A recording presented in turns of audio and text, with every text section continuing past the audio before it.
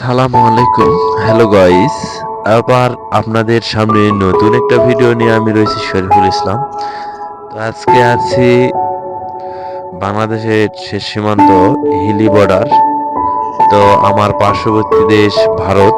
তো ভারতের তারকাটা এই যে দেখা যাচ্ছে, ওই যে সামনে বিএসএফ, এই যে বিএসএফ এর আমাদের বাংলাদেশের বিজিবিদের ক্যাম্প। তো আজকে এখানে আছি, পুরো ভিডিওটা আপনাদের আমি ঘুরে দেখাবো।